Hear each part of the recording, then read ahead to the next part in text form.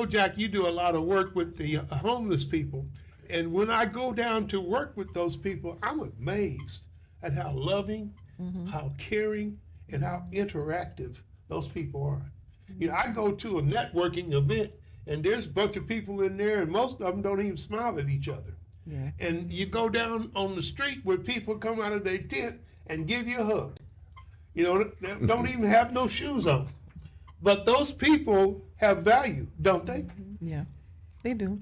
I used to work in the homeless population when I first started counseling. And those closed down now, but I used to work at ABC Behavioral Health. And that was what, the whole organization was dealing with homelessness. And we used to help get the homeless off the street and provide them with housing. So the organization had apartments and different areas to where the people would go and stay. And then, I did case management back then. So it was a lot of dual diagnosis where they had a mental health disorder, but they also had some type of alcohol or drug dependency as well. So we would provide them with case management, but they were the most amazing people to work with because, they wanted the help and then they were respectful. I used to love running groups and love doing the case management and everything in that environment. So, I have some really good memories from that.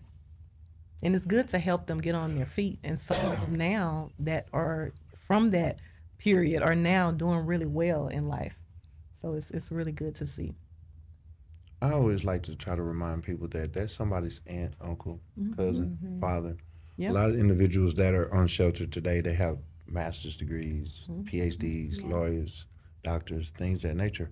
I can't tell you what happened to them in life and what may have possibly broke them along the way, but they just fell from grace, Right. right? And so they, like, when I first started it, I wanted to fight them, right? Because I didn't go down and do a community assessment, so I didn't ask them what their wants and needs were. So I went down there what I thought they needed, right? And I wanted to give it to them in a way that I wanted to give it to them.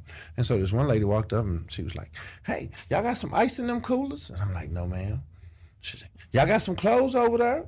I said, "No, man." "Well, what y'all down here for?" Right? And I almost lost it. "What? I'm out here doing a service. I'm here for you." Woo. Me. Right? So it wasn't until I took a community assessment on like what they really need. And that required for me to have a conversation. Right. Right. And so we feed the homeless and we call it Feeding the Forgotten. We do it every second Saturday of the month. Right. And this year we will have actually been doing this thing 7 years. Right. Wow. So I enjoy it. So you're talking about people here. I want you to talk to, for a minute, the people in the audience, the people that are listening to us right now, because that's our volunteers. Those are the people that are sitting on the sideline and they're on the bench. Coach hadn't called their name, and you're the coach. What are we gonna do? What you got to say to them? We need your help.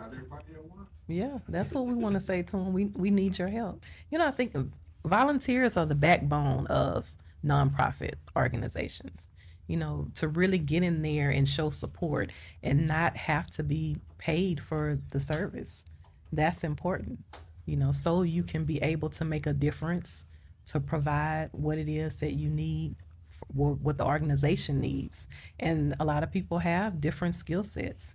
So sometimes just volunteering, if you're a doctor, if you're an attorney, if you are whoever, to be able to be of assistance to that organization matters more than anything. Because like you said initially, a lot of times the organization founder is coming out of pocket because grants are hard to come by. So you're trying to raise funds, you're doing fundraisers, you're trying to solicit donors and all these different things. So volunteers can definitely help and be the backbone to support the mission and the cause. I agree 1,000%. Volunteers, they come not so much in just the handing out and helping, right? But I get to see the light bulb come on for them as well, right? Being of service, I get to see the warm fuzzies, you know what I'm saying? Things of that nature occur because for me, the first time I did it, and I mean, it's literally called to tell you, it's people everywhere. Everywhere you look, right? If it's a crack or a cranny, it's somebody there, right? And it looks like something off a scene of a movie, literally, right? And it's not a movie. These are actual real people. Right. You you know, and they're going through real things. I've seen fights, all kinds of stuff, right? But one thing I can tell you about our unsheltered neighbors is they'll protect us because we're coming down there and being a service for them against anything that comes down that street, right? And I like to tell people that because I want you to feel safe. When you come out and you volunteer with us, you're safe. That's a The good point. key is, do you care? My organization, Community Care Resource Council, do you care that people are hungry? Do you care that there are kids in school that can't speak English? Do you care what's going on?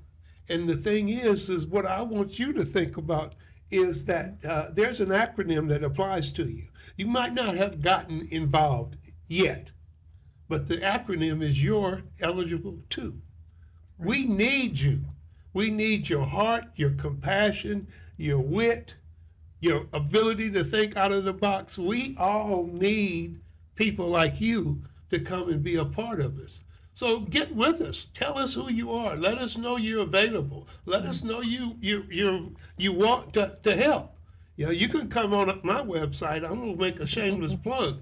You can come on my website, Community Care Resource Council, and volunteer. You can volunteer your organization. You can volunteer money. You can volunteer your help. We just need you. It's like they used to do, you know, we need you, Uncle Sam. Now we need to tell you that our community needs each other. And volunteering doesn't always look like physically coming to the site and handing out anything. I have a person that's been with me the whole 7 years, and she cooks a pasta dish, and she brings raisin bread and all the utensils, and this is her. And she's been doing this consistently for 7 years. Right, that she's like, Jack, I can't really get out there, but this is my contribution. Right, a lot of nonprofits are struggling in areas that a lot of people don't know, like administrative infrastructure, things of that nature. What if you're tech savvy? Right, come volunteer your tech skills to a nonprofit. Right. If you're an admin, come volunteer your admin skills to a nonprofit. Right, I haven't done the fact checking yet, but it's been said that you can incorporate volunteers from AARP and they will pay those said volunteers for you. So I got to fact check that. So Google it. I don't know. The one thing about Community Care Resource Council is that you care about the community. And we are all resource providers. But the one thing that we also have to think about, where is our greatest resource? Who is our greatest resource? So my name is Tasha Johnson Wilson, and I am the founder of Why Not You. And Why Not You is a nonprofit organization focused on suicide prevention amongst the youth. And so when you think about suicide and how frequently it is happening amongst our youth, amongst our adults, we are the resource, right? Us as individuals showing up, bringing hope, being the light, because she mentioned it earlier that there's so many different talents that other people have. There's so many different things that you can bring and be of value to others. And so to answer the question, we are the resource and working together, because 10 people are definitely going to be stronger than one individual, right? So I would say we are the resource. And just to piggyback on what Tasha has said, we are, again, I'm Tamika Staten. I am the founder of WADI. We are Urban Dreams, Inc. And we're a nonprofit organization that deal with at-risk youth.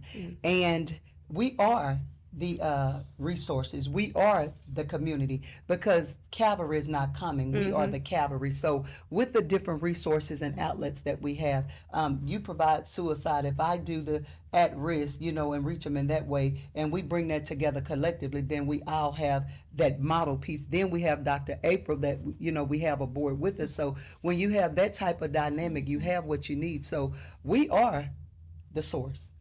Absolutely. I love that. So I am Dr. April Givens. I am the founder of Urban Counseling Click. And so what we do, we provide individual counseling and group counseling and coaching to youth and their families.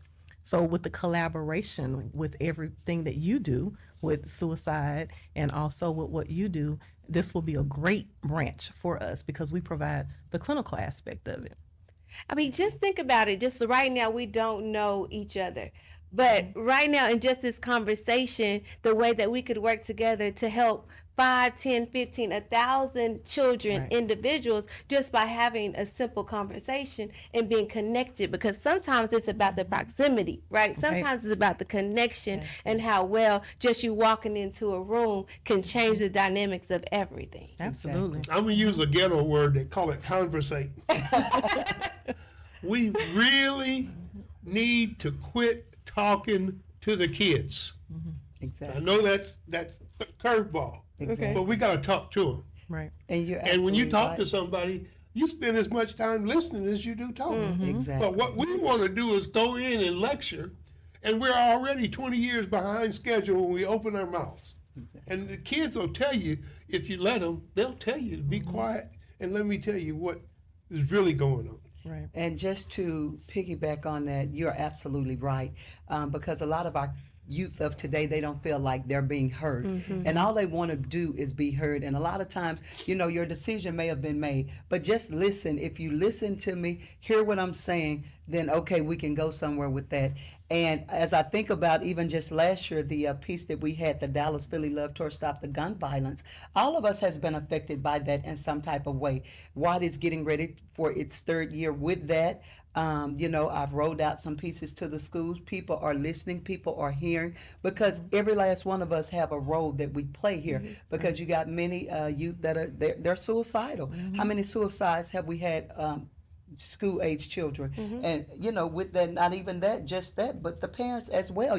So when you take all of that and you take the mental health pieces and you take the different obstacles that sometimes get in the way, but we're that outlet that they're looking for. So when you take those pieces and you put those pieces together, you can have real conversations and you can get real results and real answers.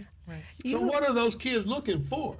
You said looking for. What are they looking for? A lot of them are What should we looking. bring to them? What kind of activities do they like? First of all, we must show them that we care. Right.